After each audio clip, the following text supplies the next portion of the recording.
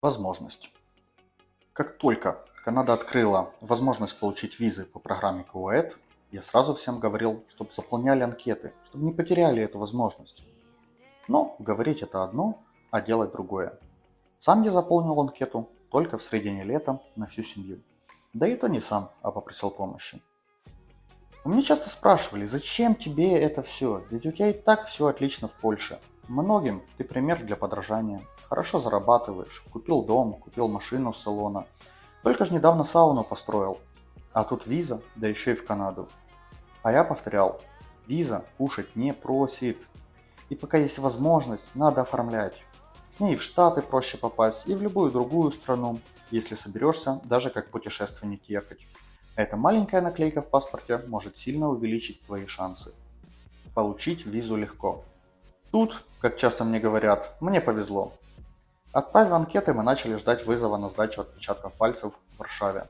Ну как ждать? Занимались своими делами. Когда вызовут, тогда вызовут.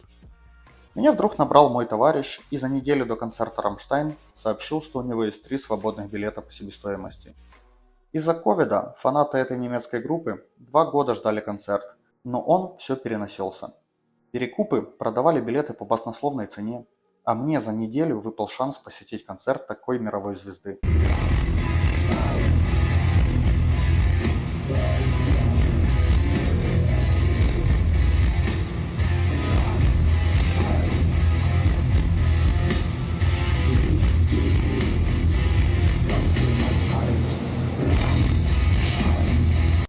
Я без раздумий забрал все 3 билета, и мы начали готовиться к поездке в Варшаву. И вдруг получаю мейл, что меня вызывают на сдачу отпечатков пальцев ровно в день концерта. И ровно такая же ситуация получилась, когда нам пришло письмо, что визы готовы. Стендап-комик Даня Поперечный давал концерт в Варшаве. Правда, билет мы взяли заранее, но за несколько дней до концерта я получаю второе письмо, что визы готовы. Причем готовы на всех членов семьи. А то я часто в интернете нахожу истории, когда взрослым дают визы, а на детей приходится еще ждать. Ну вот, или мы все правильно заполнили, что получили все сразу, или же таки везение. В общем, все затраты на то, чтобы получить эти нужные наклейки, у нас стали только за отправку паспорта в Варшаву, а это около 15-20 злотых, я уже не помню. Идея. Даже уже получив визы, четкой идеи ехать в Канаду не было. Но все больше и больше друзей следовало моему примеру и начали заполнять анкеты и искать разного рода информацию про Канаду. Они время от времени скидывали мне те или иные ролики. Так я подсел на нескольких блогеров, которые рассказывали о жизни в Канаде, и я понял, что нужно пробовать. Что лучше я попробую, тут обосрусь и вернусь обратно, чем не попробую. Тем более был очень большой риск того, что программу КУЭД закроют, или что выплат не будет, или. Короче, мы начали готовиться к переезду. Подготовка. Кроме того, что я все больше и больше потреблял информацию о Канаде, смотрел блогеров, читал группы в Фейсбуке, форумы, так надо было что-то решать с тем всем добром, что мы за 3,5 года насобирали в Польше. Я отфоткал все и выложил по группах. И наши вещи в первых 3 дня мы почти все продали. Что поменьше, то раздали бесплатно. Даже моя змея вместе с террариумом сейчас украшает офис компании, которая занимается помощью украинцам в Польше.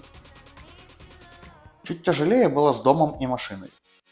Машину, мою гибридную Тойотку CHR, пообещал забрать мой партнер, поэтому я не парился по этому поводу. Но в самый последний момент он сказал, что не возьмет, поэтому она так и осталась стоять возле дома. А я уже с Канады продолжаю впустую платить за нее страховку и лизинг. А находясь тут, мне чуть тяжелее ее продать или сдать в аренду. Ну то мелочи, разберусь. По дому решили оставить моим родителям. Так как все в доме, мебель, техника, покупали для себя. И жалко будет, если сдадим в аренду людям, которые это все убьют. Почему Калгари? Очень часто слышу этот вопрос, мол, почему вы выбрали Калгари? Да и нет у меня прямо однозначного ответа. Я не был ни в одном городе Канады, но внутренне тянуло в Ванкувер. Теплый, как для Канады, климат, рядом океан, рядом горы. Вроде все, как мне хотелось бы. Мозги-то у меня вроде хорошо работают, но при этом я не программист, а предприниматель. Особо какой-то профессии не имею, а быстро создать новый бизнес в стране, в которой я никогда не был, это не самое простое занятие, не зная всей специфики ведения бизнеса тут. Даже электриком, как поначалу в Польше, я бы не смог тут пойти, так как все требуют лицензии, а в планах за год по приезду купить недвижимость. Начал я еще гуглить, смотреть YouTube и нашел лучшее соотношение цены-качества. Это Калгари. Тут же мои любимые горы, нет федерального налога, что в сухом остатке дает тебе денег больше в конце месяца, чем аналогичная жизнь в Торонто. Тут всегда солнце, в отличие от дождливого Ванкувера. Тут не такая дорогая недвижимость, как в Оттаве. А слетать с Калгари на выходные к океану стоит меньше 100 канадских долларов в обе стороны. Билеты и перелет. Когда мы уже полностью решили, что летим, закрыли все вопросы с проектами по Польше, определились с городом, стал вопрос покупки билетов. Я зашел на Skyscanner и начал выбирать среди множества маршрутов. Самый выгодный по соотношению цена-качество был через Лондон. Я знаю, что в Великобритании нужна виза, но вбив в интернет с канадской визой в Лондон, я прочитал требования, как попасть без визы, под которые мы полностью подходили. Я обрадовался, что еще и посмотрю на Биг Бен и прогуляюсь улочками Лондона, пока буду ждать новый рейс. Уже немного позже я нашел информацию, что это возможно только в случае, если ты не меняешь аэропорт. $2000 коту под хвост. Надо было что-то думать, чтобы спасти деньги. Зашел на сайт правительства Великобритании, быстро заполнил анкету на транзитную визу, оплатил чуть больше, чем 70 евро за нее и вижу сообщение, что теперь надо ехать сдавать отпечатки пальцев. А я уже не успеваю. В общем, было принято решение взять отдельный билет именно в аэропорт Хитроу в Лондоне, чтобы лететь без смены аэропорта. А так как я покупал билеты в разных авиакомпаниях, то взять с собой багаж я уже не мог. И всю нашу жизнь пришлось упаковать в 3 рюкзака ручной клади. Янечка, а ну скажи пару слів. Хочеш в Канаду? Ні, А чому? не хочу. Ти будеш скучати за друзями? Угу. А за ким найбільше? За Мартою? Ну нічого, вона скоро приїде. Діаночка, помахай ручкою. Є. Так мы и выехали в Варшаву. Переночевав еще ночь в Варшаве, с утра мы поехали в аэропорт. Успешно сели на самолет и стоим. Оказывается, в Лондоне плохая погода и аэропорт не дает разрешения на взлет. А у нас через пару часов рейс Лондон-Калгари. Сидим, ждем. Жена нервничает, а мне что-то как-то так уже легко на душе, спокойно. Думаю, пусть будет как будет.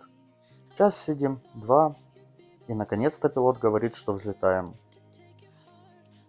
Прилетели мы в Лондон прям тютелька в тютельку перед вылетом в Канаду. Берем детей в охапку, рюкзаки на спину и бегом бежим к нашему гейту. Даже коляску детскую не забрали. Фух, успели. Все, можно расслабиться. Впереди длинный перелет и новая жизнь. Привет, Канада. Пока мы жили в Польше, мы помогли огромному количеству людей встретить с аэропорта, купить сим-карты, найти жилье, работу, купить авто и так далее. И вот, оказалось, что один из таких людей как раз в Калгари и сам вызвался нам помочь со всем. Это была большая ошибка. Прилетев в Калгари, мы получили разрешение на работу, и этот горе-помощник нам сказал не идти к волонтерам, что он и так все знает сам лучше них. Как оказалось, он даже не знает, как вызвать такси и совсем не ориентируется в картах. С горем пополам мы добрались до заранее арендованного жилья на букинге, очень устали после перелета и договорились на следующий день встретиться, что этот парень нам совсем поможет. На следующий день он так и не позвонил. Первые шаги. Проснувшись на следующий день, мы поняли, что помощи ждать нет откуда и надо все делать самим. На улице минус 17. Мы без интернета, без авто, без коляски, с 2 маленькими детьми пошли пробивать все сами. Получили налоговый номер, купили сим-карты, открыли счет в банке, оформили выплату от Канады для новоприбывших по КОЭД. И правду говорят, что это все можно сделать самому, но я бы с большей радостью дал бы кому-то денег, чтобы это все сделали за меня.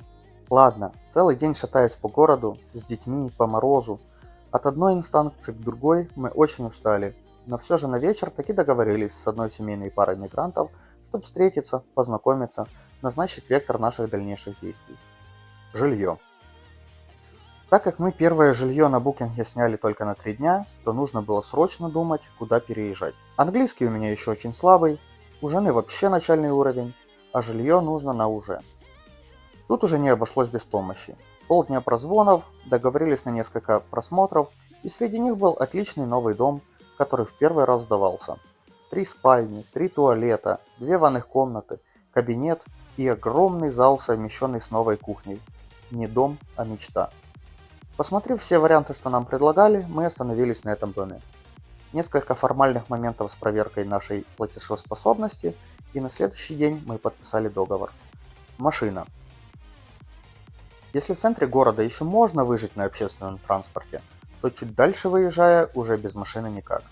А тут тебе не Европа, где за 300-500 евро можно взять любую брычку на первое время.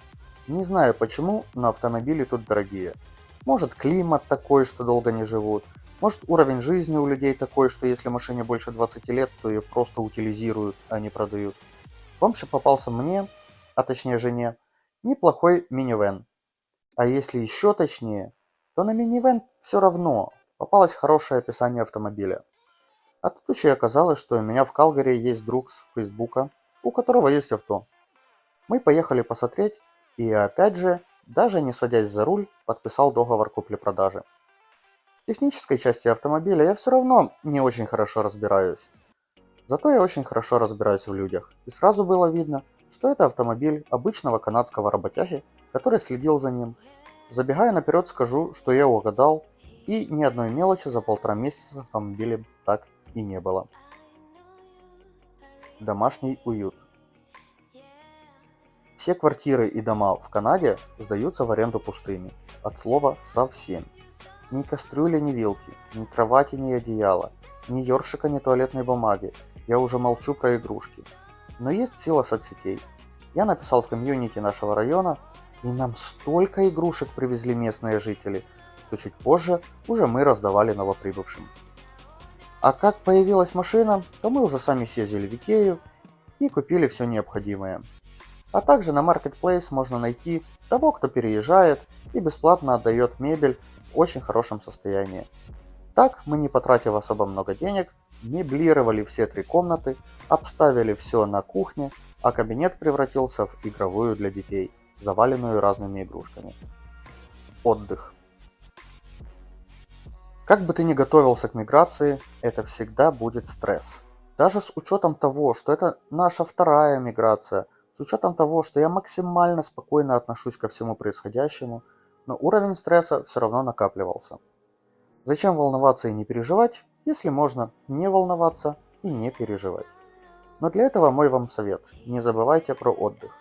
Уже на 2-ю неделю жизни в Канаде мы поехали в горы. Они прекрасны. Немного позже посетили Калгарийский зоопарк, съездили в парк национального достояния, сходили на дискотеку с женой, покупались в аквапарке. А также в Калгари с концертом прилетел Андрей Макаревич с группой «Машина времени». И мне посчастливилось услышать от него лично, что не стоит прогибаться под изменчивый мир, однажды он прогнется под нас. Сад-школа. Тут кто-то опять скажет, что нам повезло. Если со школой легче, ребенок в едином центре сдает экзамен и его распределяют в ближайшую к дому школу, то садик нужно искать самому.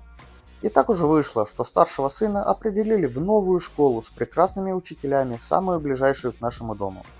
Потому что по соседству семья мигрантов, и им досталась другая школа. Сказали, что в этой уже нет мест. Причем если ребенок в Польше ходил в 1 класс, то тут пошел сразу во 2. Забираем сына в первый день со школы, спрашиваю, сколько уроков было. Он говорит, что 13. Я офигел.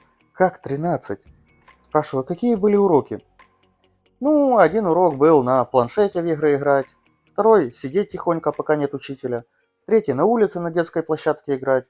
В общем, не обучение, а халява. Чуть позже я узнал, что у них нет уроков, точнее всего один урок, где сразу изучают и чтение, и письмо, и математику. Вот так в игровой форме они грызут гранит науки. За 140 метров от нашего дома Тоже семья мигрантов сделали дома детский сад. И там как раз освободилось место для дочери. Она с радостью ходит играть с детками. Работа. Мне сразу предложили работу на стройке установщиком окон. Но, во-первых, я не очень-то хочу на стройку, а во-вторых, дети еще не были пристроены, поэтому я отдал эту возможность парню, который буквально чуть позже нас прилетел со своей женой, смотрел мои видео и попросил помощи. Своей жене я сделал резюме, вскоре будем рассылать по ресторанам, так как она у меня повар-кондитер. А сам я побежал в Registry переоформлять водительское удостоверение на канадское. Так как на старт лучше я буду кататься на авто по просторах Калгари, развозя посылки или еду, чем работать на стройке. Плюс я сразу зарегистрировался в службе доставки еды, где брали с украинскими правами. Сделал несколько доставок и сейчас жду нужный для работы инструмент. Сумку, карту и так далее. Никогда не обедай один. Как в Украине или Польше, так и тут я никогда не перестану повторять. Знакомьтесь, проявляйтесь, общайтесь. Мы познакомились с огромным количеством людей за это короткое время. Многие помогли нам, кому-то уже и мы успели помочь. 1 плюс 1 равно не 2, а 11, потому что это не математика, а социальные связи. Всегда найдется кто-то, для кого любая твоя проблема – это дело одного-двух телефонных звонков. Конечно, быстрое развитие и побочные эффекты имеет. Это очень бесит других людей, которые сами ничего не могут добиться. Это приводит хейтеров, с чем тоже нужно уметь работать. Например, у нас одно чучело, которое нам еще в Польше сильно завидовало, увидев, что мы в Канаде, нашло кого-то с соседей в соцсетях и, перевернув все с ног на голову, давай писать, какие же мы плохие, что не от войны мы бежали, а имеем свой дом в Польше, и как же мы посмели у соседей попросить пару ненужных игрушек для ребенка. Или что я могу помочь новоприбывшим встретить с аэропорта, помочь с оформлением документов, чтобы они не наступали на те грабли, что мы. Даже пусть переночевать у меня можно несколько дней, пока они не найдут квартиру на постоянно. А если я это делаю, то как же я могу это делать не просто так? К сожалению, много людей не умеет критически мыслить и, услышав что-то с одной стороны, делает ложные выводы. Ну то такое. Хейтеры были всегда, реагировать на каждого у меня нет времени. Вот окончание видео, пусть будет для всех недовольных моей жизнью. Вы мне тоже нужны. Конец. Отвечая на постоянный вопрос, как мне Канада, скажу. Мне тут нравится. Нравится дружелюбность людей, нравится уровень жизни. Мне нравится, что тут все дорого. Потому что когда я покупаю что-то дорогое, то я много денег приношу тому, кто это продает. А значит, он становится богаче. А если все вокруг богатые, то через время они принесут эти деньги в мой бизнес, когда я его тут открою. Или же моему работодателю, что повлияет и на увеличение моей зарплаты. И позволит опять мне обменять мои деньги на все новые и новые товары. А нужно ли ехать сюда тебе? Я не знаю. Пока не попробуешь, не узнаешь и ты. Если ты останешься в своей стране, я буду за тебя рад. А если решишь на миграцию, то пиши в личку, контакты в описании к видео, я чем смогу, тем тебе помогу. Ну и не забудь подписаться на канал, тебя ждет все больше и больше интересных видео о жизни веселой семьи мигрантов в Канаде. А также напиши любой комментарий. Если видео наберет 100 тысяч просмотров, я разыграю среди всех, кто написал комментарий, какой-то ценный приз. Пока!